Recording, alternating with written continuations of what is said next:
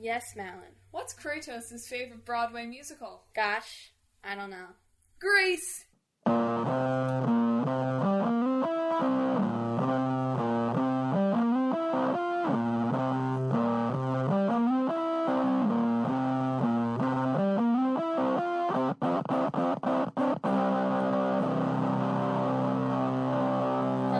Welcome to Talk This. It's dangerous to podcast alone. I'm one of your hosts, Emma. And I'm your other host, Madelyn.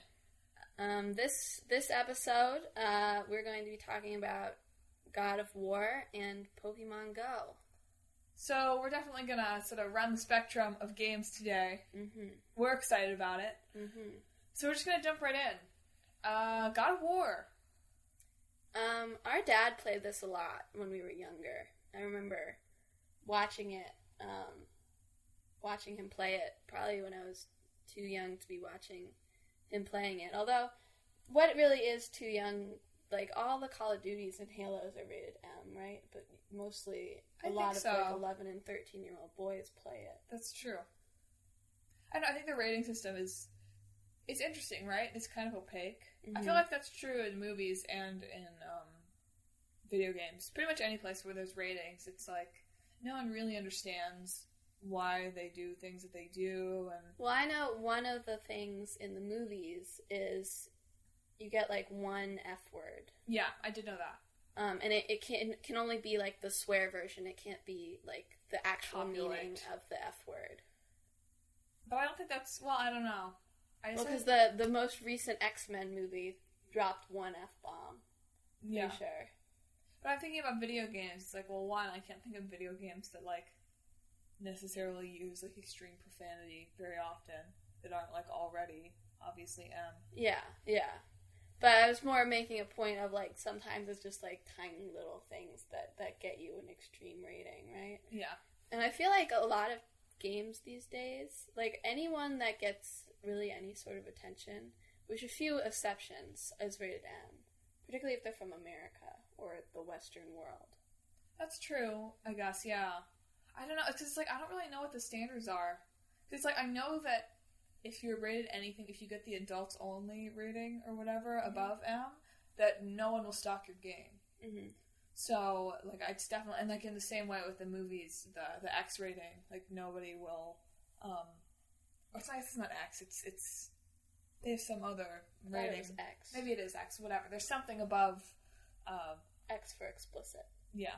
But no place will show your film. Yeah. And so it's like basically like a way for them to like bully you into censoring yourself. Yeah. But I've never heard of I've read up a little bit on this in the past just in sort of like procrastinating glory. And I've never heard of any games that got an adults only for violence. Yeah. It's almost always sexual content, I feel. Yeah. Like the whole thing with Grand Theft Auto. Mm-hmm. And the secret level. Oh, right, the hot coffee. Yeah. I feel like I read something about that too, and it's like nowadays, like the Grand Theft Autos that are released, like hot coffee is really not that scandalous anymore. But I don't think they seem to have problems sticking with their M rating these days. Yeah, I guess they sort of pay their dues. Mm-hmm. But God of War, I think we can all agree, probably mostly a solid M rating. Yeah. Definitely violent and bloody. Although, like, comparing it to, like, we also read a lot of Greek myths as children. My favorite book was, like, this big yellow book of Greek myths. It's like the I can never remember how to pronounce it, but it's like the Diodares book of Greek myths. You've read it. Aurelius's? But anyway, like, real Greek myths are probably like more crazy than some of the stuff that happens in God of War. Crazy, bloodier. I don't know. There's definitely a lot more sexual content in real Greek myths. That's true. That's true. There might be some in God of War but mostly I think because it's like what happens is like he was like Ares like saved him and his army from like certain defeat at some point, and so Kratos became like the servant of Ares. But then Ares tricked him into killing his wife and children, which seems like that's like a little bit like plucked from the Hercules. Yeah, myth. That does sound like that. Although that wasn't Ares, right? That was that was Hera driving Hercules or Heracles, if we're really going Greek. crazy. But that, like, I was reading about this too in preparation for this episode, and they said, like, the creators said, like, basically, like, we gave ourselves a license to play pretty fast and loose, and like take the cool things from the myth, which is like, wow. Like, can you imagine if someone did that with like a Jesus video game? Like, I get that there's nobody. Well, I don't want angry letters, but I get that there's nobody out there worshiping the Greek gods anymore, like, for real. Yeah. And if you are, I'd love to talk to you. Like, just imagine, like, someone being like, I'm gonna make, like, a game based on, like, Christian mythology, but I'm gonna take the cool stuff. The cool stuff. I don't know. The flood. I guess that's Old Testament. Whatever. The Christian mythology, that's Turning fine. that water into wine, that's the cool stuff. I would play it. You know what? If someone made, like, a badass... Jesus. Like, the Messiah. The game, like, I'd play it. How fun would that be? Is that really so? I don't even know if that's so out there. I guess it's not. Like, that kind of stuff is, like, having a big resurgence. Yeah, there's been so many, like, intense, like, Bible movies. Yeah. Don't get me started on this. I wrote, like, a whole thesis on this. At some point, I'm sure it'll come up. Mm-hmm. But certainly it's interesting. Interesting to think about. But Greek mythology. Anyway, back to the story of God of War. So, like, he kills his family, and then he's, like, feels very betrayed, right? Mm-hmm. He's like, Ares was supposed to be helping me, blah, blah, blah, like, whatever. I'm pissed. Let's kill him.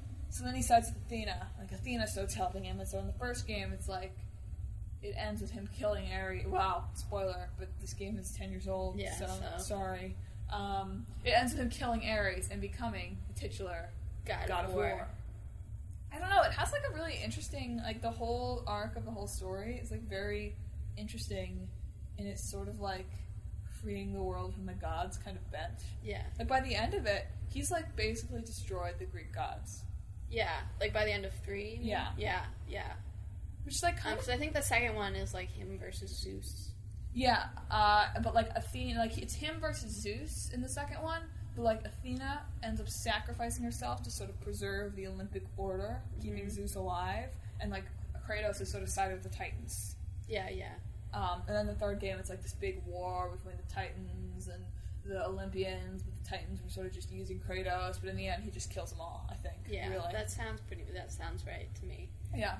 But there's a whole bunch of side games, too, and then there's one that's a prequel to the whole series as well. So they've made a lot of God of War games. Yeah. It's, fun fact, the same company that makes Fat Princess. Yeah, because it's the Sony Santa Monica Studios. But I just think that's funny. Like, they're making Fat Princess and God of War at the same time. Yeah. There's a game ripe for a mashup. Fat Princess God of War. No. Fat Princess of War. God of Fat Princess. Okay. But no, I just find like him like destroying the religion and like leaving people free like very interesting. Mm-hmm. And now that they're picking up, moving to sort of like the new game element of this old game, now they're picking up with him living in like Scandinavia with the Norse gods to Norse mythology. That's going to be very interesting. Yeah.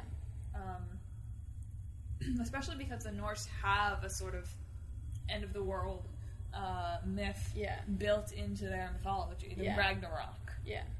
And I just wonder how they're going to work that in, and like, apparently Kratos is now, like, he's got a son. So is it like after the events, or is it like a different No, it's Kratos? after. It's like, they are doing it as like a sort of quote-unquote soft reboot, but it's the same guy. He's grown a beard. Nice. Yeah, so he totally fits in. And he's got a son, although they are not yet talking about, like, who the son is or who the mother is, but whatever. And he's got a son, and it seems like they're trying to, like, soften him up a little bit. I mean, not really. Like, they're still killing, like, Norse monsters. Mm-hmm.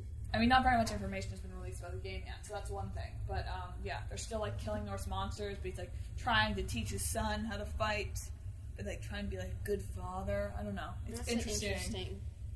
Interesting. I do feel like, there's been a lot more demand for some pathos in games.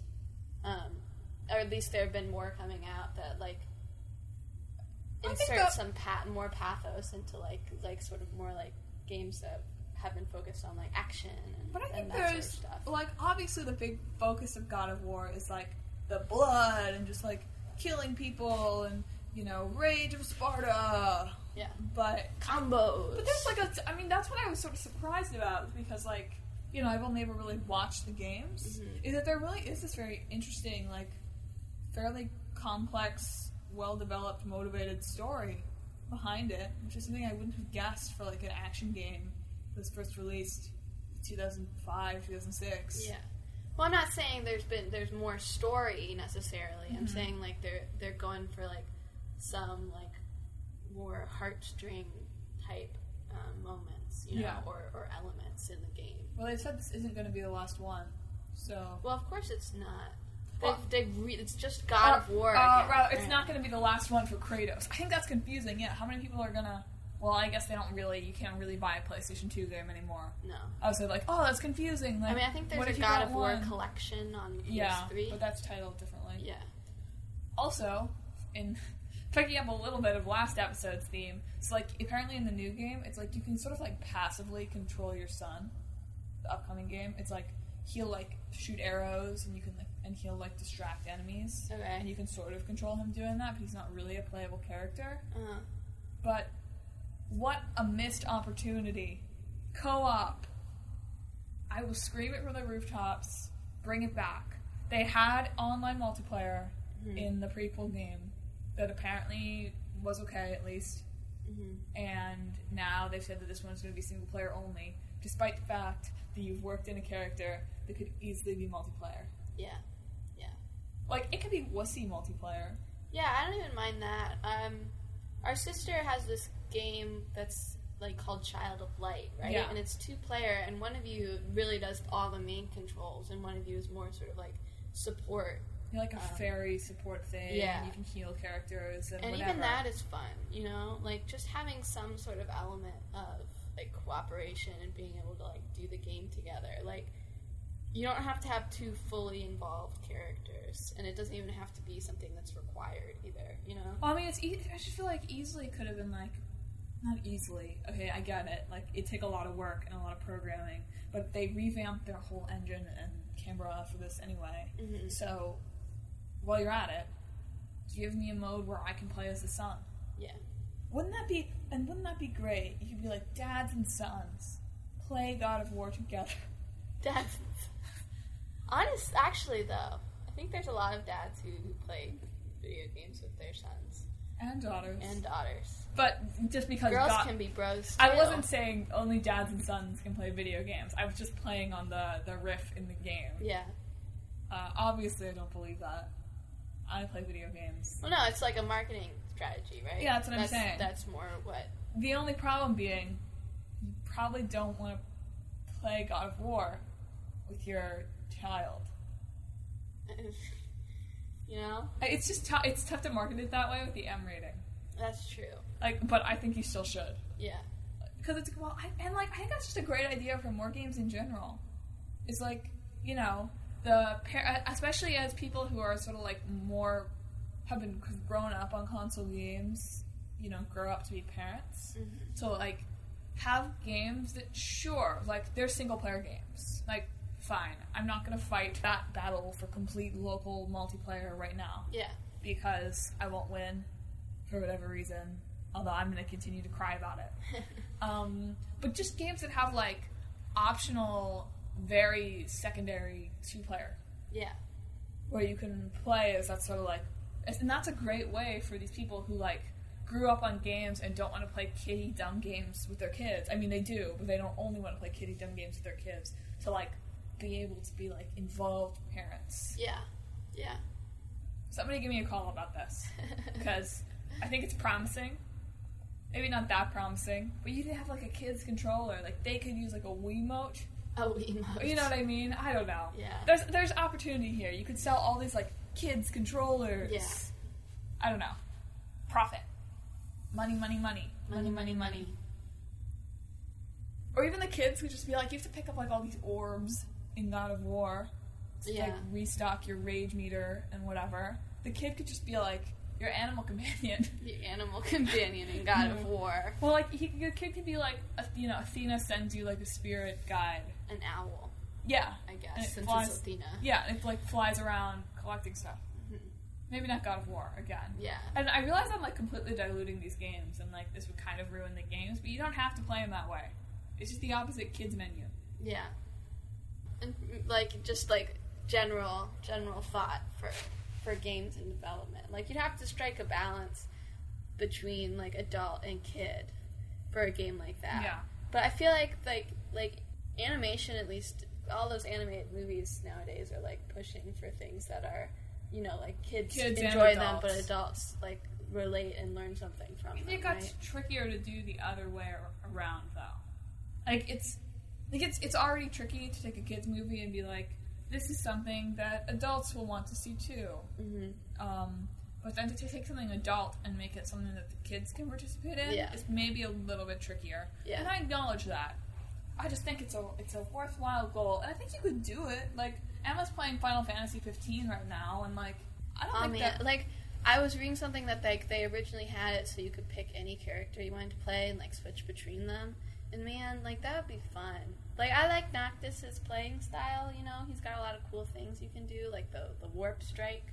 But it would be nice, like, to have someone actually good at, like, firearms, like, playing as Prompto. Because, like, Noctis's firearm skills are not quality. But that would just be, like, an interesting thing. With, like, being able to play different play styles. But, you know, I guess 10 years wasn't enough to fit that in there, so... We'll talk about this in a future episode more. Yeah. But, once again, as always, from your favorite 2-player podcast, we're all about 2-player, 3-player, even 4-player games. Yes. Why are we so obsessed with Sparta? I guess just because, like, you know, it's, like, warriors. Like there's so much, like, the whole dynamic of Athens and Sparta is kind of interesting. Because you've got, like, the brawn versus the brain type thing. I get that, but I just think it would be fascinating. Well, Athens versus Sparta, the game, that would be fun. And you can choose to play as Athens or as Sparta. Mm-hmm. I dig that. I just think it would be interesting to, like, have an Athenian warrior or whatever. I don't know. There's never any video games about Athenians. Whereas, like, Socrates, the game. Socrates, the game. I don't know how fun that would be. It'd be a Telltale game. A Telltale game, and Socrates, the game. You just keep asking questions. Oh my gosh. Stump Socrates, the game. Oh gosh. I don't think that would sell very well. Or, like, an allegory of the cave video game. Or like, Plato's Republic. And you have to rule as a benevolent, like, king. Isn't that sort of like, just Civilization, though? I guess, but it's different. Okay. I don't know how it's different. I haven't actually read The Republic. We have to bring in our resident philosopher expert to answer that one. Mm-hmm. But, I don't know. I just feel like we see, like, it's Sparta, and it's Sparta, and it's Sparta, it's Sparta over and over and over again. And, like, why? Are there other warrior cities over the course of history? Yeah, but even now I feel like we sort of idolize the ancient Greek culture, right? Yeah. Democracy and, like, arts and, you know, like, culture and that sort of stuff. Right, but Sparta is none of that. I know that's none of that, but when you're going towards, like, more entertainment value, like, you get that sort of, like, idolization, but you also get the warrior class, essentially. I know, but can't we try to educate people with our video games? That's a whole different question. It is. Like, a lot of games, I mean, there's definitely, I feel like a lot of games try to make more things that are sort of worth talking about, at least story-wise. Mm-hmm. Like, I would say, like, however well they pull it off, like Watch Dogs 2 attempts to make some very political messages. Mm-hmm. And it's like, well, it's not necessarily, you know, it's a third-person shooter. There's a lot of sneaking around. Like, it's open world, sort of Grand Theft Auto style open world. Like, you wouldn't necessarily expect that. But I don't know, like, maybe that's what they're trying to do with, like, his son, of, like, being, like, importance of family. I don't know. That's interesting. Trying to make some sort of statement, but not necessarily, like, edutainment. No, I know. I'm just saying, like, okay, so, like, we've kind of established, like, we love the, like, Sparta thing, right? Mm-hmm. The warriors and this society of culture. Like, surely there's some place in, like, you know, Song Dynasty China that's like that, or in, like, the Aztec Inca kind of thing. Yeah. I guess you're treading on much more dangerous, like, everyone's, like, fine with you messing around with ancient Greece. Because it doesn't really, like, there's no... You can't be accused of appropriating or messing up someone's culture. Yeah. Which is obviously really important. I don't want to be saying, like, I'm downplaying that sort of thing. But, like, I never hear, like, the Greeks complaining about God of War. Yeah. Yeah. Well, I guess because it's so far removed, whereas some other people's cultures are less far removed from their modern equivalents. Yeah. Man, how great would it be to play God of War while eating Greek food? Not. Hummus. You have some pita really and hummus cannot- every time you chop someone to bits. I cannot imagine Kratos eating pita and hummus. I mean, I don't think that's really what they ate, but, like, wouldn't that be funny? Kratos' Greek restaurant. Oh my gosh. God of pie. God of pie. God of spanakopita. What is spanakopita? It's a spinach pie. Spinach phyllo dough pie. How do you pronounce the... How do you actually... It's hero, right? Yeah. Not gyro? Yes. Wow. That would be a great crossover. Kratos' heroes. I love that. Like a cooking mama. No. When I realize I'm coming up with a bonus crossover. It's like bonus crossover idea. A cooking mama God of War spinoff called Kratos' Heroes. Where he makes heroes out of monsters that he kills. Yeah. So like you go out and you like chop up the monster Mm-hmm. and you bring it back and you do like the cooking mini game. That'd be a great one for dads and kids. Then there could be an alt side where it's Kratos' gyros and it's him doing dancing. I dig that. That'd be a fun little in-game God of War thing. Like, he'd get up and dance. Wow, God of War would be God of War VR. Yay or nay? I really don't think VR is in a place, and I do not have a ton of experience with VR, but you cannot sustain a full, action game on VR at this point, because there's really no way to walk that's, not... I mean, you can put anything on a VR headset, but you'd still have to have a controller, right? Yeah. I don't know. Ever, though.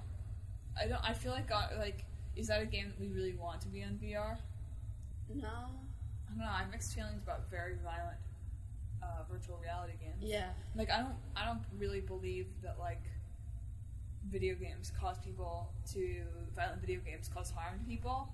Yeah. I mean, obviously I haven't read as much of the literature as I could, but... My opinion of it is that it can sometimes exacerbate a problem that's already there. But so can, anything, you know? And if you're just getting rid of factors, one factor at a time that exacerbates an already existing problem. Like, someone's rude to you on the bus stop. I don't know. I feel like that could exacerbate, violent tendencies, too. So, you can't just be oh, this one thing that maybe nudged you. But, if you don't have those tendencies already in you, playing a violent video game isn't going to make you be wow, shooting at people is so cool, you know? That's our scientific evaluation. Yeah. I guess it would be a great workout. Well, no, that's what I'm saying, though. We don't have the technology. I realize we don't have the technology now. This is purely speculative. Yeah. If you could play a game where it's just you, slashing your sword around, Well, that's like Fruit Ninja. I'm pretty sure there's Fruit Ninja VR. No, because you have the two modes, and then you slash it. That's something that actually works, because there's no movement involved, but you're still getting, the motion of actually doing VR. You know? Right, that's what I'm saying. If VR can get to the point where games like God of War are, playable in some capacity, maybe not quite as complex. Yeah. But, Legend of Zelda.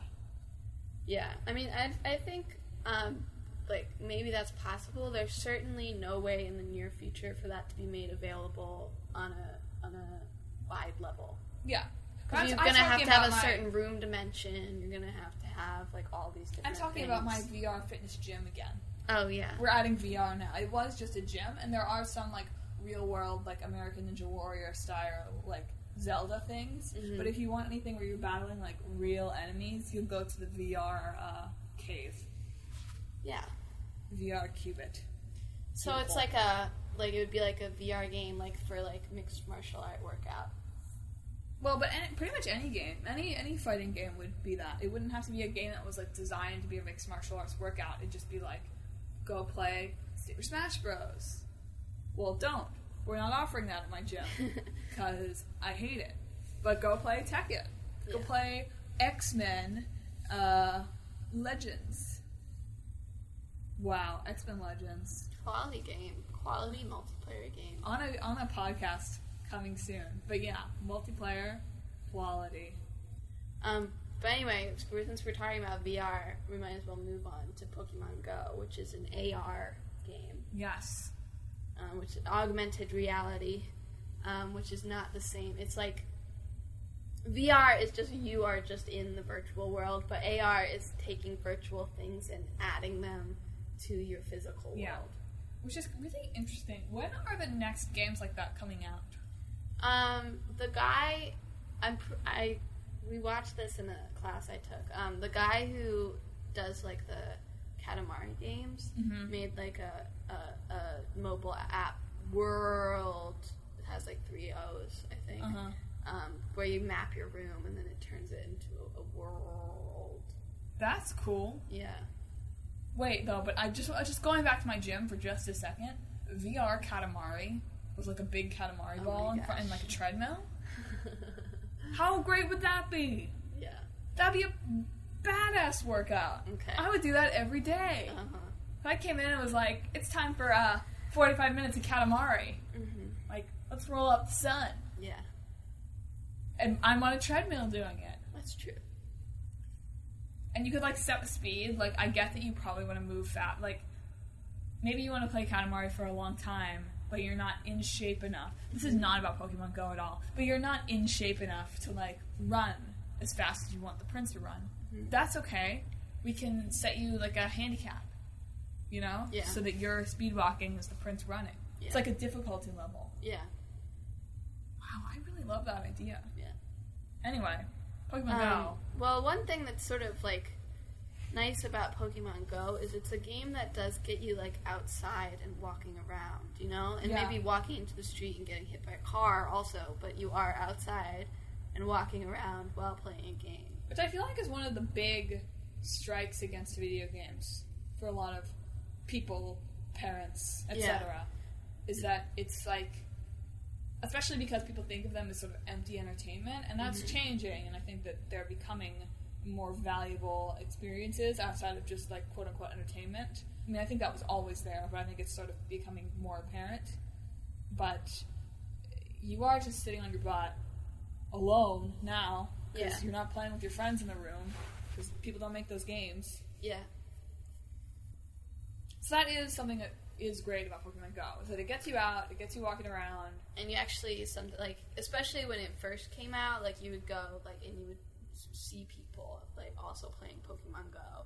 It was kind of a social experience, too, because everybody would congregate around where a gym was, or someone would put a lure down in the park, and there would be tons of Pokemon there, so people would all come to that area, and, like, sort of share that experience together, right?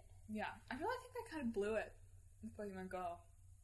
I just don't think they made it, like, as, like, dynamic enough, you know? Well, I just think, like I think that even regardless of the fact that, it gets boring after a while, like, because they had that broken, like, how far away the Pokemon are feature, and all the harsh stuff about people cheating and whatever, right? Yeah.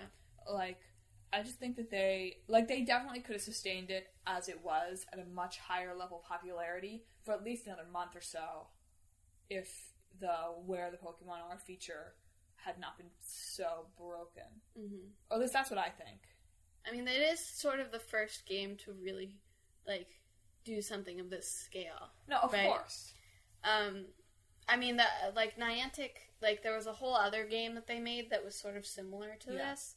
But I think they sort of made as, like, a test of would this actually work. But it's sort of like, you know, it's very innovative. You have to give it that, right? It's like pushing for something that hasn't been done before. It's very unique in that way. As a theater artist, I'm fascinated by it and how I can work this into plays, etc. In the future. I think that this is a really cool kind of entertainment and very accessible kind of entertainment. Although I do want to talk about that as well in a minute, the accessibility issue. Yeah. I just think that there were glitches in it. Like, obviously it's new and it's innovative and there's going to be glitches. But there were glitches in it that they didn't address. Yeah. They were evasive about.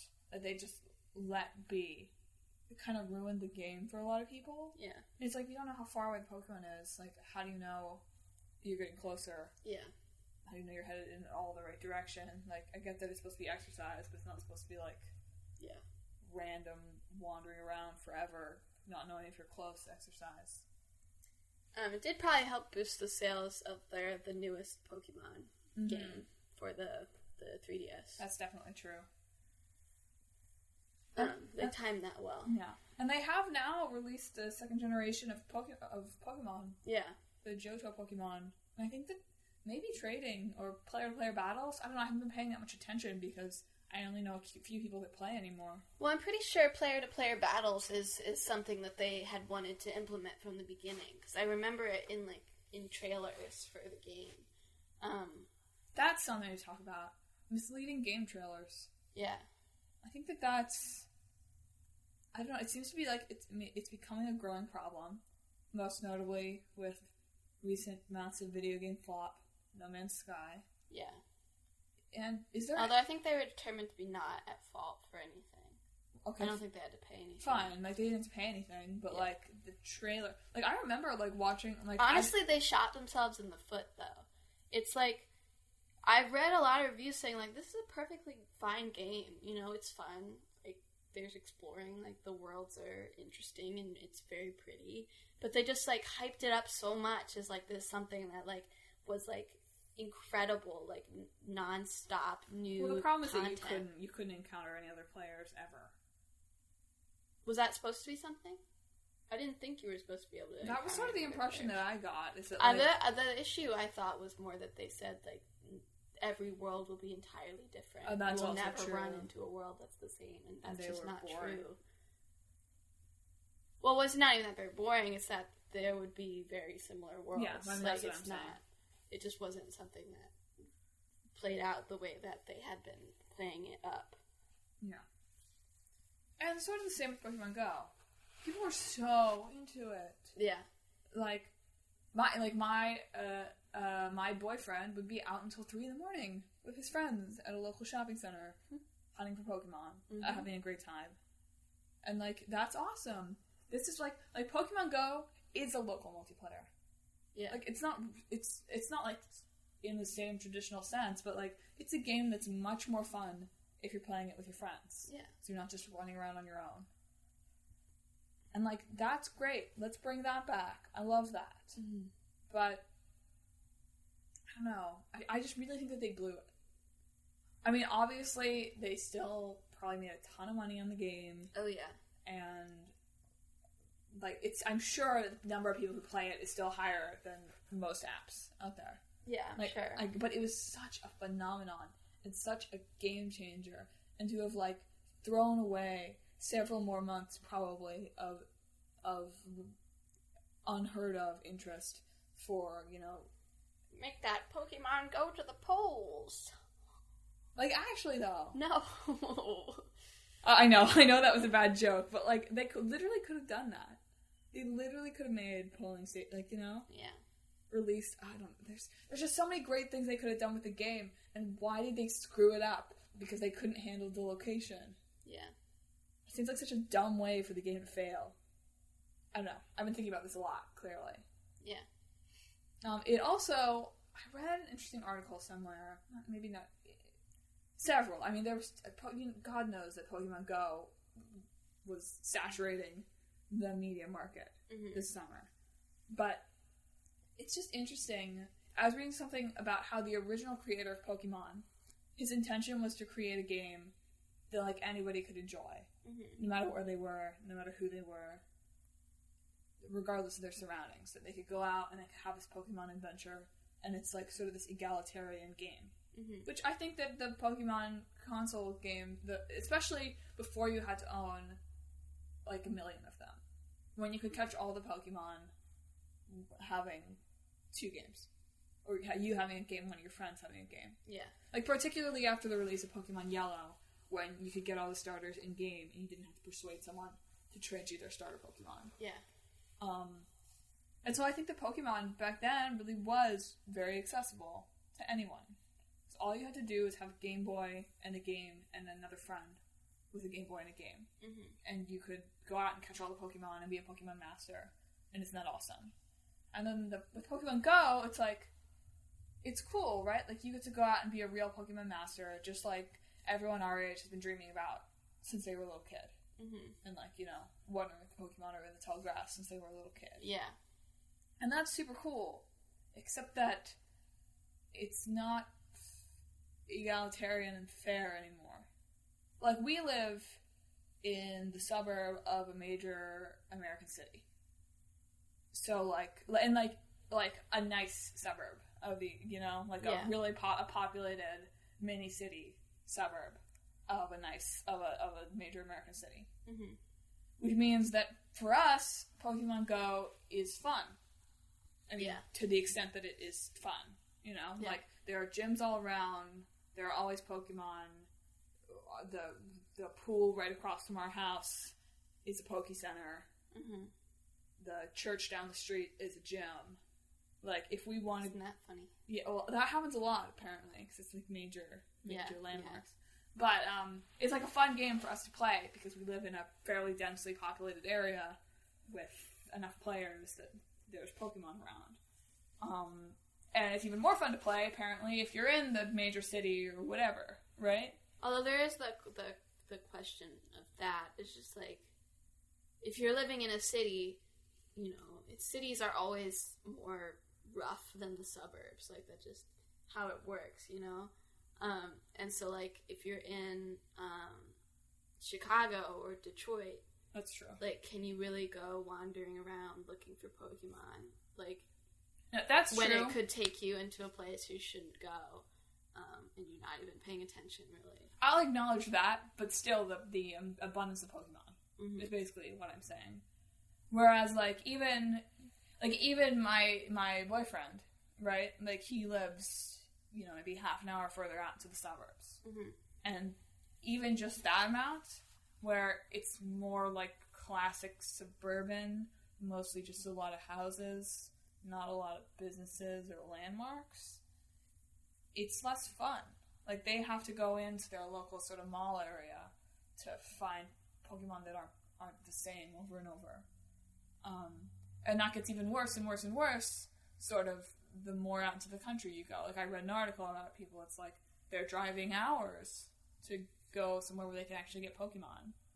Or, like, her dad's family, who, again, live, like, decently far out in a suburb of a major city.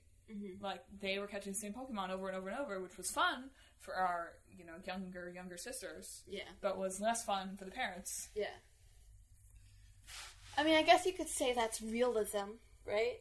It's like staying true to the Pokemon story. Because, like, that's not true in Pokemon. You don't catch Pokemon in cities.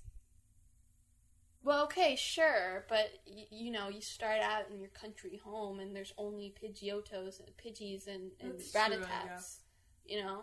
That's the only thing you can catch. Yeah. And as you go different places, there's different Pokemon. So I think that's what they're trying to replicate. I don't think that they were trying to replicate anything that. Well, I know, because they have different Pokemon on different locations. You can only catch Pokemon in certain places. Yeah. Like, each city has their own, like, special Pokemon, and there's, like, a whole bunch of those in the city. It's just the issue is that nobody can actually go out on a Pokemon journey and catch all the Pokemon, you know? Like, that's not something that's actually feasible in the real world. Your game would have to be a lot more fun for that to... Well, it's just not possible. I realize it's not possible, but if the game were, like...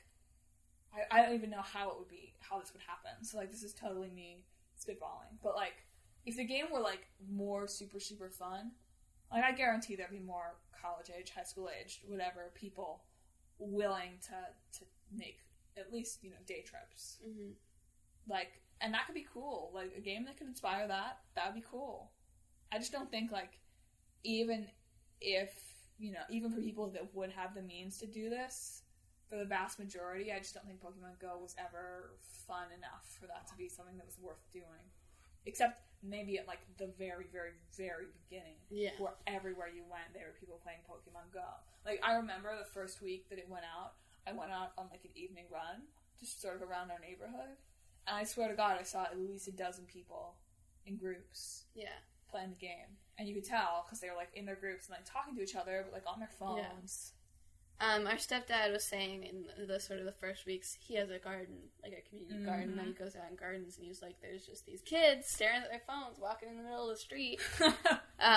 Like, they're just, like, looking for Pokemon, like, almost getting hit by cars. But I don't think that's necessarily the game's fault. Pokemon Go would be a great game players. for, like, Google Glass. Yeah, what has happened to Google Glass? I don't know. I don't think it's really a thing anymore. But, like, it would be a good game for that kind of thing. Because you could have it, like, sort of in the corner. Google Glass gets too close to, like, that book Feed by, what's her name? Anderson. Yeah. Which is just, like, scary. I find Feed really scary. Like, if you have, like, a thing implanted in your brain and, like, it, like, brings up things that you can see and, like, scan the internet on your brain and, like, it's coming. Sort of stuff. I guarantee it's coming. I mean, I'm sure that it is. The II from Apple. The II. If they Apple. name it that, I'm claiming credit. Apple because I said it here first. Are they just like the iPen? Is that a real thing? Yes. That's so funny. It's like, why Apple? Why do you just stick I in front of everything? And why is there no headphone jack, Apple? I find that the stupidest thing ever. The iPhone 7, their little AirPods. Yeah, I don't know. I don't have an explanation for it, personally. Yeah. Just like... I mean, I get annoyed by tangled headphones as much as the next, recreational runner. Yeah. But, I'd be like, my headphones fall out of my ears so much as it is. Yeah. I would be worried about wearing cordless ones. Yeah. And I think it's just a ploy to get you to, like, never be able to leave Apple, because you don't have any of the same hardware as anything else. It's definitely possible. Does Pokemon Go have, like, sound cues? I don't headphones? Know. That'd be another way to make it safer. Man, talk about two games that, like, mess with people in different ways. That people, like, worry about messing with people in different ways. Like, God of War, it's like, you're gonna play this, and it's gonna, like, turn you into a psycho killer. And Pokemon Go, it's like, you're going to play this and you're going to walk off a cliff. Yeah. We get very worried these days. Yeah. About how everything will affect everybody. Well, it really seems like the conclusion is that everything gives you cancer. But Yeah. most of it also prevents cancer. Yes. So it's sort of a net zero. Yeah. So, combo. A combo streak. Chain of combo! I know they don't do that in God of War, but it seems like they should. Don't they have combos? They do. Like button it's definitely pushes combo. that you have to do. Yeah, there is, but it's not like combo! Yeah. That'd be a little, they have to say it in Greek at least. Yeah. This is like a tough combination game. Because, I don't want to create an AR God of War where you go and, battle monsters. Well, why not? Maybe you can, catch all the creatures of ancient Greek mythology, your centaur and your fauns and your satyrs. That's not a markedly different. And then you go and the boss battles are the gods. Right. That's interesting. So some of the smaller gods are easier gyms, and then you got the big 12. See, now you've mostly got me thinking about the AR Pokemon Go style thing as a useful tool for edutainment, right? Yeah. So if you're gonna go out and because catching Pokemon, it's well, we all love that, but what are you learning doing that? Mm-hmm. A lot about Pokemon. Yeah. Which, despite all of our best hopes during Pokemon Go, remain not real. Mm-hmm. And so having people go out and catch ancient Greek creatures, at least you add sort of an element of learning about something to that, which is interesting to me.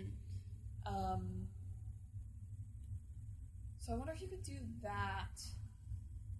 Or you could make it like, okay, like I'll take the alternate reality from Pokemon Go, and like you have to be on some kind of more like puzzle-based Greek quest. Mm-hmm. Like you have to go different places and get different puzzles and defeat different monsters somehow. Mm-hmm. Like location-based. Like that would be interesting. It'd be tough because like it would have to be like a game that you like. Part of that too would be more fun if it was a game that you really had to travel all over the place. Yeah. Like I don't know how you would make that so it works everywhere. Yeah. Like a story-based AR kind of game. I think that's really the problem with it at this point. Is like people aren't really going to travel for it. Yeah. And how do you make this work? It would have to be sort of like a limited thing, like a tour edition package, like Tour Greece. With this game. That'd be cool. And so, like, it would only be for people who can actually afford to tour Greece, but it'd be, like, a different touring experience. Because, like, I can imagine that happening in, like, major cities, but, like, once again, like, that leaves out all these people who've already been left out by these other games. Mm-hmm. It's so frustrating. It's so hard to deal with. You know, us coastal elite. Yeah. Get all the nice things. Yeah. Sorry, Middle America. We're still trying to figure out how to get you the Pokemon. Yeah. I mean, it wouldn't be God of War themed, but you could always, like, you know, like, history of the area through AR, right? There's already, like, walking tours of cities, right? Like, you go on the Freedom Trail in Boston, for instance. But if you had, like, oh, look, now I can see John Adams, his ghost over his grave. Oh, wow, that's weird. That's weird. Well, that's one of the places like you walk by. Yeah. I think John Adams is there, or maybe he's buried outside Boston. I don't remember. Yeah, actually, I think he is. But the John Hancock's giant grave, of course, he has a giant grave. Yeah. Is in this one graveyard, and then there's a bunch of other people who are relevant to the revolution also. Like see them chilling, going like. Alternately, a like Pokemon origin story of this like bloody time when people slaughtered Pokemon, believed that some of them were gods. Isn't that like the PETA game that? What? No, the game that the PETA made. Yeah. What game did they make? Well, they made one that cause they made one that's like Pokemon is like dogfights essentially. Nah. Yeah, so like you're Pikachu and you're like fighting the evil trainers that beat you and stuff. Wow. Yeah. That's dark. It really is dark. We have to believe that Pokemon like to battle. Yeah, and that they don't actually hurt each other. You Yeah. know? It's like pro wrestling. That's what Pokemon is. Well, sometimes people die in pro wrestling. Well, yeah, but like sometimes the MMA fights are sometimes kind of staged. Yeah. So, like, those ones. But no, I'm just saying, like, sort of like a gritty... Because, like, there's got to be, like, a gritty Pokemon game coming, right? Yeah. Like, that's what we do now. It's the age of the grit. I don't think Nintendo makes a lot of grit games. Okay, I know. I realize that. But, like, everything else. So, like, fine. Like, they've licensed Pokemon to Sony for one game. And it's, like, this gritty early days of the Pokemon when the humans were, like, vastly outnumbered.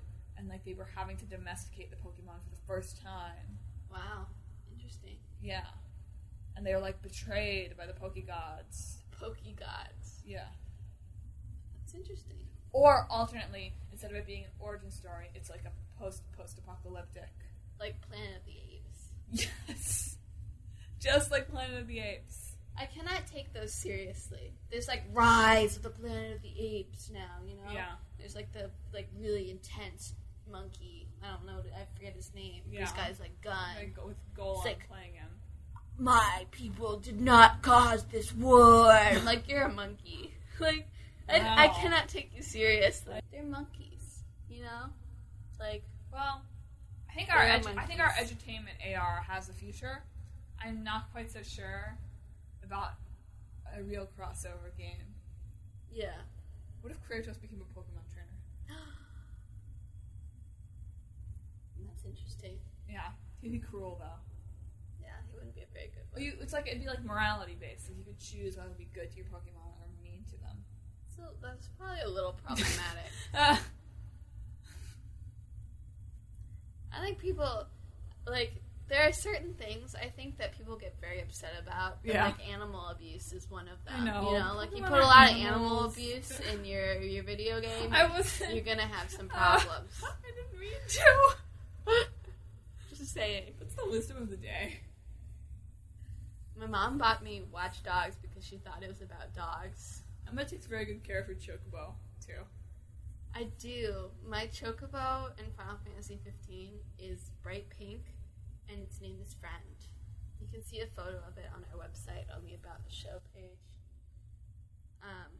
We were learning how to code, and we had to make a tribute page, and I made one for Friend, the pink chocobo. There's no wrong way to love a chocobo. Quote, Noctis. And there's also no wrong way to finish an episode. Nope. So on that thoroughly off-topic note, that concludes this episode of Talk This. Once again, I'm your host, Madelyn Paquette. I'm your other host, Emma Paquette. And we've loved being here with you today. So it's the end of the episode, which means for the first time, we're actually going to be picking the games out of a hat. Yeah. We planned these first 3 episodes just to get ourselves off to a good start. Mm-hmm. But from now on, it's going to be totally randomized. We got a hat of old games, we got a hat of new games. Maybe we'll post a list on the website. Yeah. And cross them out as we go along. And always feel free to contact us with suggestions. Yeah.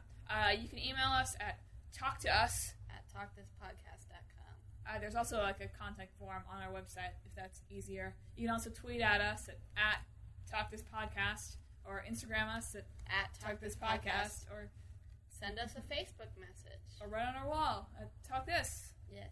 Really, if you look for Talk This on some social media platform, you can send us a message about what game. Share us. So I'm going to pick the old game, and Emma's going to pick the new game.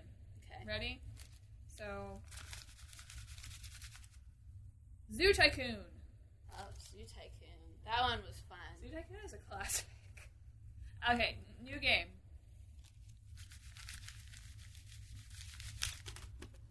Oops. We're going to be talking about Gravity Rush. Wow. That's going to be a good one. Yeah. I'm ready for that episode. All right. So tune in. In 2 weeks, we've released all these first 3 at once. Mm-hmm. But tune in. They should be coming up on iTunes and Google Play and everything else. Look for details on our site. It's going to be released on Sundays at noon.